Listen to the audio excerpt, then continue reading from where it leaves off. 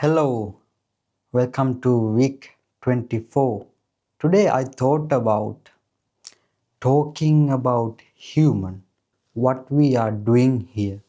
That is a big question most of the philosophers, leaders, and humans are asking because each and every human come into this world as babies. No one knows why they are here. What they do is basically what they have learned from our environment. There were great philosophers in the past, there were great teachers in the past. Those each and every individual came to this world as babies, and from their experiences in life, they have learned different experiences to connect the dots between what is happening. They were surfing around their own thoughts and come to theories and explanations which they were given from their own language they have learned. They have expressed all the principles or what they have learned from the words they were learned while they are growing up. Even when they are born, they didn't know any words, any language. They had to learn those things as well. And as for a fact, we know in each and every individual's mind, thoughts are passing by. From thoughts, we get feelings, emotions, and from emotions turn into our actions. From action have consequences, and our life move on from thought to thought. So in that movement from thought to thought, we connect different scenarios and create a story to understand for us what is happening in this world and what we are doing in this world, how we are evolving as a humanity. And they have expressed their opinion from the language they have learned.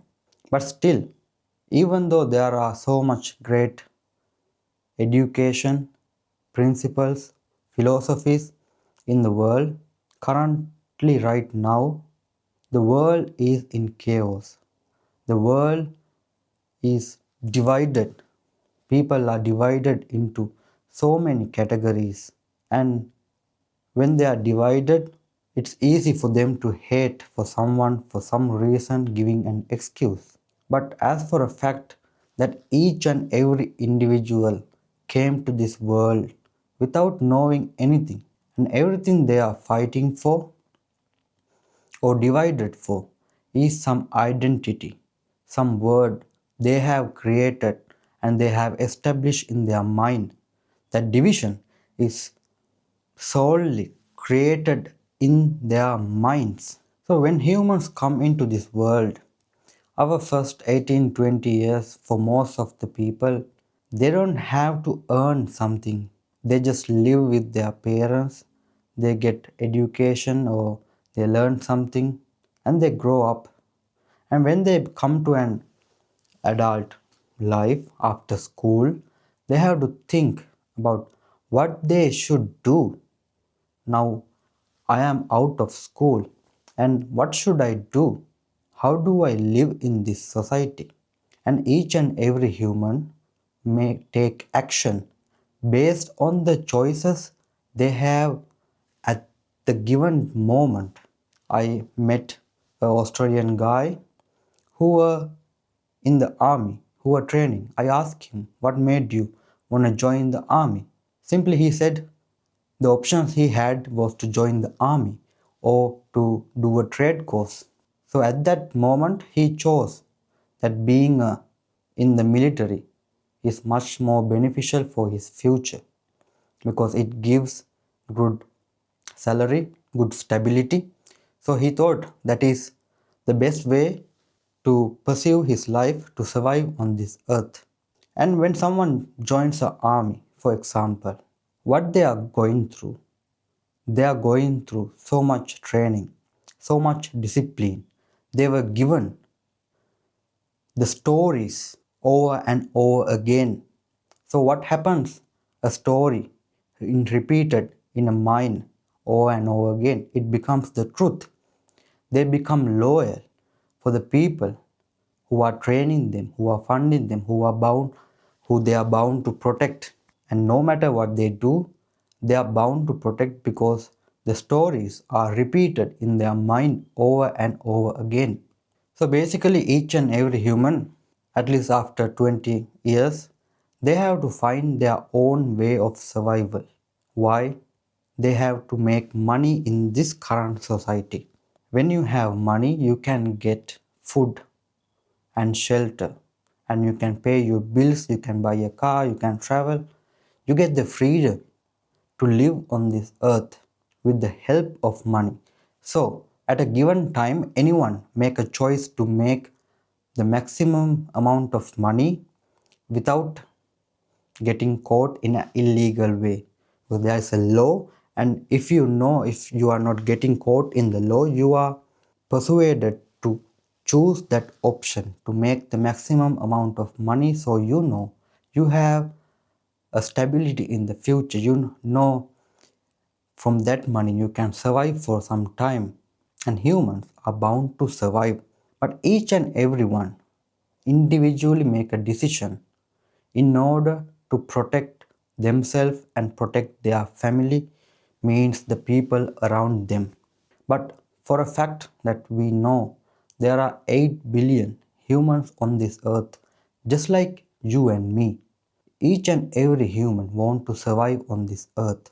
They need to provide their food, shelter, basic needs like education and healthcare. For that, we have created systems. Humans, we are the ones who is electing leaders into that position to make, to create the best system possible for us to provide those basic needs. But when you watch the media, news, what do you see? Are they doing their job properly? I saw a story that there was a king in Mali Empire. He had a lot of gold. When he going to travel into Mecca in Cairo, he was given free gold to the people in the streets and merchants and officials and everyone. By giving free gold, what happened was their economy collapsed. The value for gold collapsed. So when their monetary system is created around gold, when the value of gold falls down, the economy in that region collapses, and it can affect people to starve. How? How is that happening? Because this all these systems is a collection of each and every one's actions, our thoughts and our presence is what keep these markets running. For a long time, our currencies were backed by gold. Before, in this early in our civilization, we use gold to do transactions between nations, countries, and then currently it is done by dollars. Humans need resources to survive, to provide food, shelter, and basic needs mean providing resources for humans to survive. So, right now, the resources are distributed around the world through dollars, just a paper printed by a bank, and we have given so much trust for that paper to do transactions. We are trading with that paper, mean we have given the trust to that paper. But that paper is printed by humans. Who printed that? If they were to print that paper, do you think they will print that paper and remove gold from that paper if they don't have a benefit individually, like personal, close circle wise? Each and every individual takes some action, mostly prioritizing themselves and their close attachments. Even though there were millions of people in the world, we can't really care about each and every individual, right? There are so much people, and if someone die in some country, we might even not care. Why? Because we are stuck in our own survival, in our own needs and wants. We are attached to those so much, and when we prioritize those things, we don't really care about what is happening in the world, who is giving instructions to evolve. We are living, mean we are evolving. Each and every event happening in the world is history for the future. We write something called history, but humans are just living in this moment. There were no past or there were no future, because we can't do anything in the past. We can't do anything in the future. Only we can do anything right now.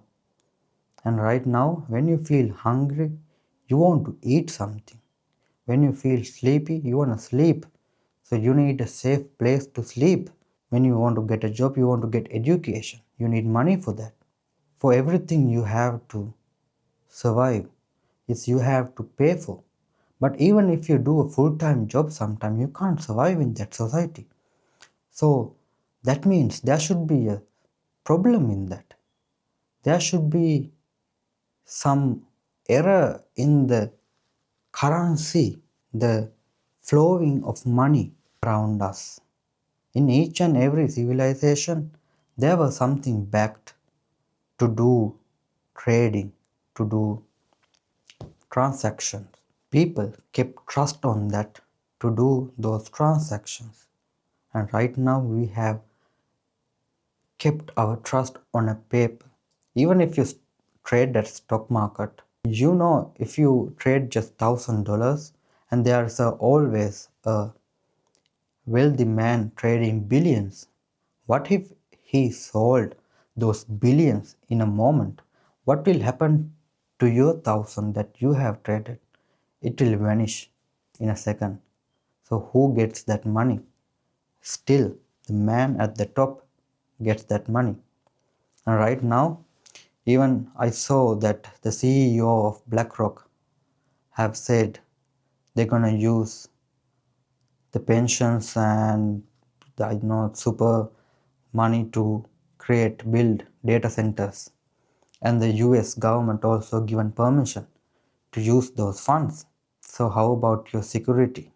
Are you being controlled, or you were just caged into a way of survival that you have no way out? But any civilization, any system doesn't always stay the same. Everything changes every moment with all our actions. So which is changing with all our actions? If the way we are living right now is not the best way for us to live in this kind of world, because we are connected, we can supply our resources very easily, we can communicate, and we have the transport, the technology and everything. We can provide our basic needs very easily. Still, it is not happening in this world, and we are evolving. Our life almost half is maybe spent. So for the rest of the life, we have to live in the same system, or we can think of better ways, because humans are evolving, right? You believe you know better than your parents because you have access to so much information, and you are more educated than your parents, and your parents think they are more educated than their grandparents. Why? Because according to that time, there was some kind of education and some way of providing our basic needs. Our grandparents had a different way, our parents have a different way, and we right now have another way. Most of the young people can't easily buy a house these days. What happened? Even two people working, children are growing up in daycares, families are broken apart, both people working to run this economy. But who benefits? Are you? Are you living your life? Are you creating a life for your children? Do you think? You are not even growing up with them. They spend more time in daycare than they spend in time with you. Deep inside, you know that we are not just came here just to survive. That is the basic foundation, the basic thing, systems we got to create with our mind. That is why humans can think. And to do that job, we appoint leaders into those places. But right now in the world, citizens think they are the one appointing the leaders into those positions. But the truth is, you are not the one appointing them. You are given choices. Two. You are given, mostly democratic countries given two choices. And most of the time, both the parties are funded by same organizations, especially in America. They are the ones who is saying they are the world power and they have so much technology and they are printing their own money to do transactions throughout the world, and they are demanding countries to accept their terms. Is that how you communicate with nations? Is that how you create peace, by demanding? Do you think when someone demands you, you want to do just accept it and behave like you are just a puppet from their perspective? No. Right now, the president of America is demanding Iran to accept the terms. But if Trump was in that position, do you think he will just accept it? So, what changes? The conditions, the environment they were grew up in. When Trump came into power, it was already a global superpower. So, when they have so much technology and power, what they do when they receive that kind of power from outside, from the nature, they use that power from the knowledge they have, from the things they have experienced when they're growing up, from the beliefs they have absorbed, from the patterns, behaviors, and habits they have practiced over and over again for 50, 60, 70 years. How old is Trump? Nearly 80 now. For 70 years, they have repeated the same patterns. And imagine how strong is those patterns. When you ask him to stop a war, do you think he can break that? If someone is blackmailing him, do you think he can just neglect his identity or the appearance, the real image, and just bring peace? Before he was coming to the election, he told that he will stop the war in 24 hours. Even I believe that. But when he comes to power, there's always agenda going. Whoever comes to the power, most of the time they have to follow the same agenda. Same agenda is created by, there are officials in the government, right? Even in the White House, I think people who working in the White House lives in the White House more than the president itself. And there are officials in the government, in Senate, and most of the places where power holds. And most of the people were funded not directly, sometimes indirectly, through some money.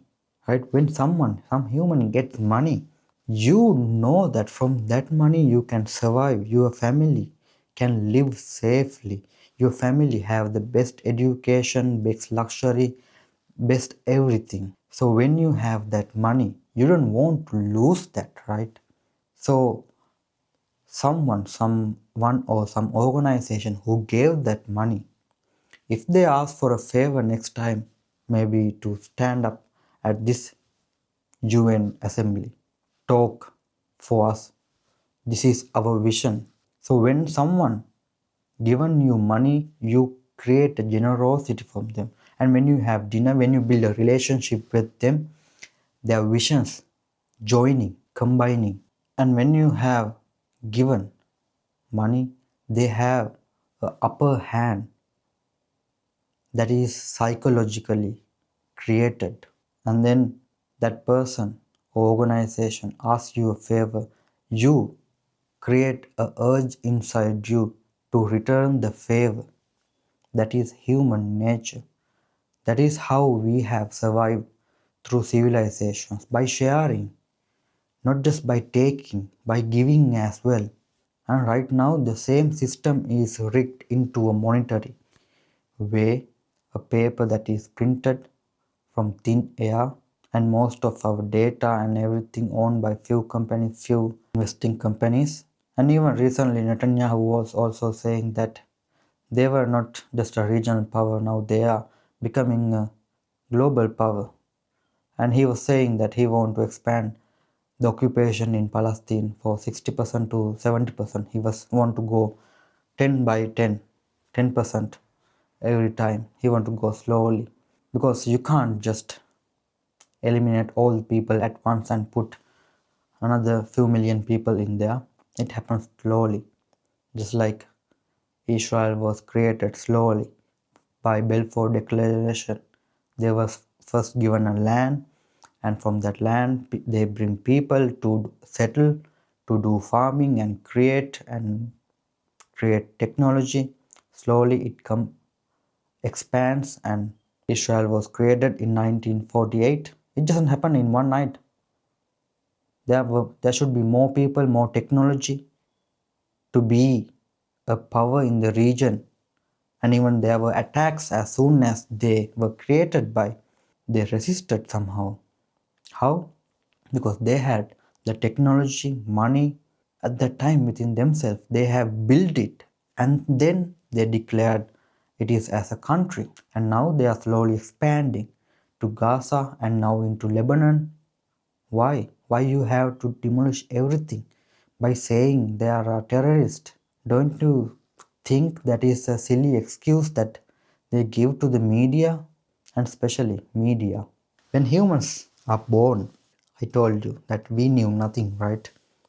So we learn what is happening in the world, how we have to survive, what we should do to survive. So we learn those from our senses, from what we see, what we hear, and also what we experience in our life, and from our touch senses and tongue, taste. So when you sit here and when you turn 360 angle, you learn whatever it is there in 360 angle, right? And if there's a book here, if you take the book and look at the book and read it, you learn something. You gain new ideas into your life, your mind. There are already existing knowledge in your mind, and when you read a book, you get bit more kind of knowledge and connects that with the existing knowledge in your mind, and you create a new reality in your mind, how you see the world. And when you read the same book for the second time, it is not the same ideas that come to your mind like the first time you read the book. When you read the book for the second time, there are already information that is you have experienced before, and for that information you adding another information by looking and reading. And those information now again process with the existing information, and it helps to create bit more clear reality for you, what is happening around us, what is happening in the world, what we are doing here, who are we just here to survive? Just like that, our parents didn't have these phones. Our parents only exposed to television. There were television in most of the houses. And even before the television, there were radios. So our grandparents listened to radios and learned what happened.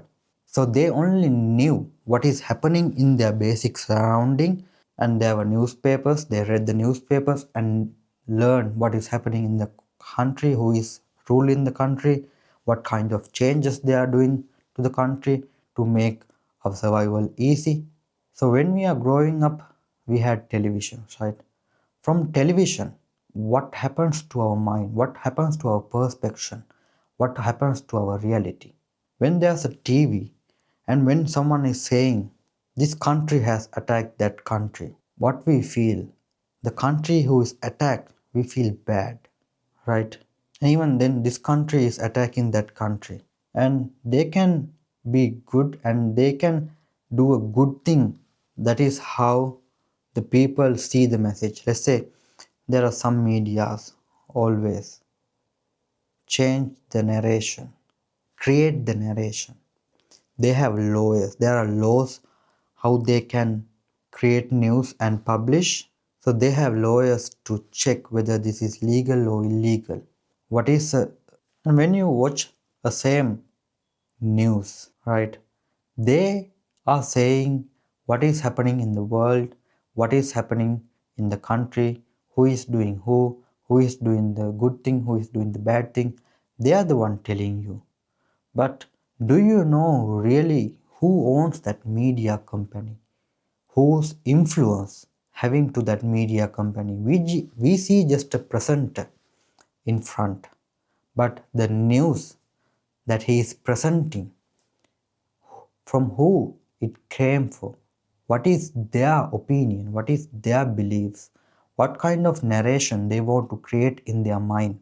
Because when the news telling you this is the good guy over and over again, unconsciously you create a pattern in your brain that this is the good guy and this is the bad guy. And when you set up in a situation where you had to choose one country out of two, you choose the good guy or the country that media shows, the TV, the news channel that shows you the good guy is. But actually, both the countries who are affecting most is civilians and soldiers. Soldiers are just humans who are paid and trained to do that job. They have no other option than carrying out the orders of leaders. And most of the humans who are affecting is just civilians. They have to flee their homes. Their shelter is displaced. It becomes hard for them to find food and mere survival. And that is currently happening in the world, and most of the people are still silent, because what I see is they already choose who is the good guy and who is the bad guy, because they are still exposed to traditional media and they don't see yet in both the sides there are humans who are suffering, and leaders who are telling is the ones who is benefiting the most. Humans won't do anything unless they make money. So basically everything happening in the world, and there are so many things happening in the world, but what you see is what they want you to see. Remember that. What you see in media is what they want you to see. There's nothing other than that. You see exactly what they want you to see, to create a reality in your mind. This is what happening in the world, this is how we are taking action, this is the good guy, this is the bad guy, and we are doing this, and we are using your money to give you safety. And by giving that promise, put you in fear first, and giving a promise to do those attacks and everything. The people who are behind those governments, the officials who are in those positions for longer time than presidents are in those positions, they are the ones who is benefiting the most, not even the presidents. There are people who are officials and in governments, in bankings and transport and everything, energy companies, they are the ones who is benefiting the most. Right now, American president just given access to equity holder company to manage your fund, to do whatever they want, to keep you busy running for your survival. And that is the way that is existing in the world right now. And we clearly know that we are much more educated than our last generation. So if we don't like the way we are living, the system we are living, what we can do? We can create better systems. Humans can create anything. If they focus and given time enough, they can create anything. That is how we have evolved up until now. So if we want to evolve in a better direction right now, we can still do that by thinking and focusing and creating systems that benefit each and every individual in the world. We can create benefits. We can create systems where people can have easy access to resources to survive.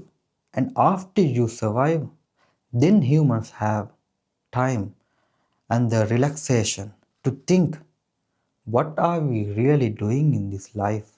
Are we just here to survive? That's a big no.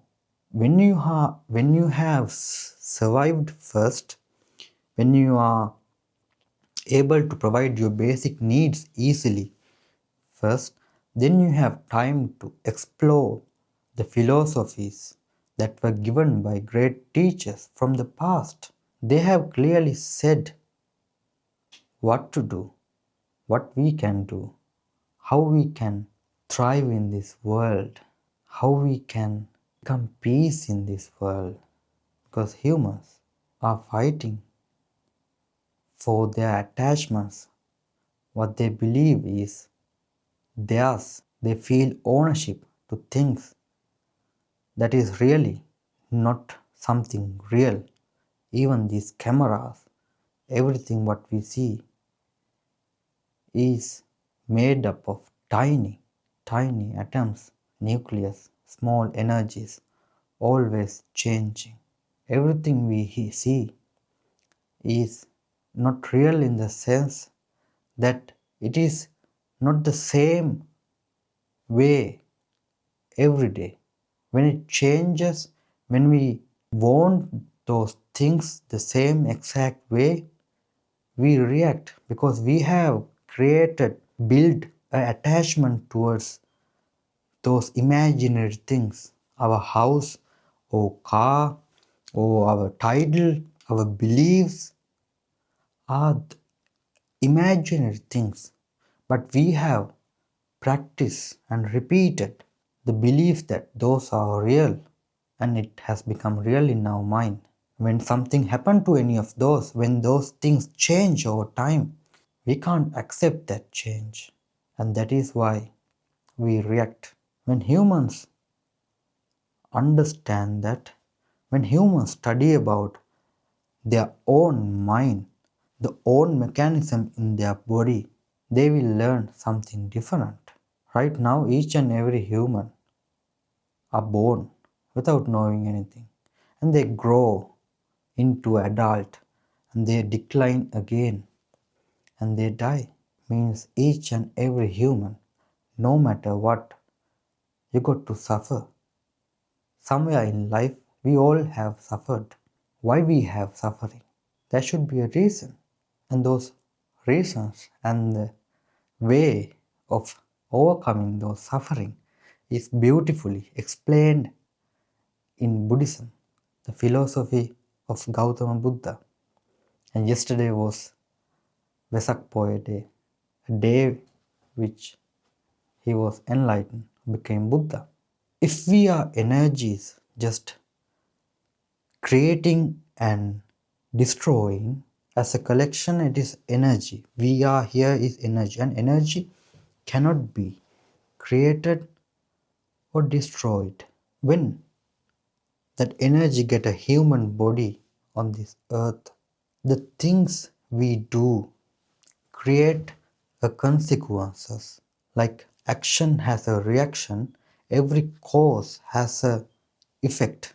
And our actions, when we take unconsciously and when we harm anyone in nature, it create a effect, and that effects add fuel into your energy inside you. And even though you die on this body, that energy create something another, depends on the causes you have affected in this world. If everything have opposite, like hot and cold, good and bad, up and down, everything we do, there can be good and bad. No matter the excuse we give, if it might harm someone in the nature, it can create a cause, more fuel for this energy to be created somewhere again. That is a long topic to go. But for do that, to explore human, to live in harmony with nature. By nature means everything around us, animal or human or trees or whatever. it is nature. And your thoughts, your intentions turn into actions, and it can create causes. And right now, humans in this world, us have to survive. By surviving, maybe unknowingly, we create causes for us to repeat this cycle again and again. We don't know for how long. Even to understand that, even to have that education, people first need to survive.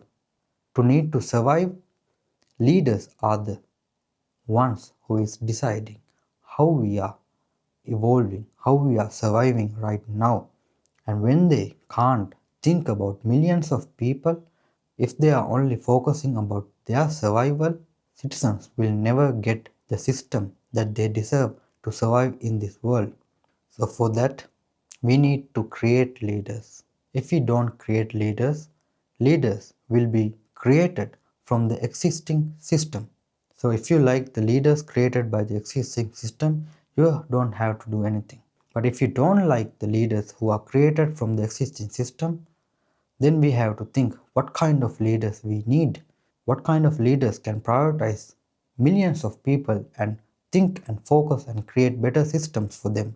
We should identify what kind of education they should have before they get into a position like that.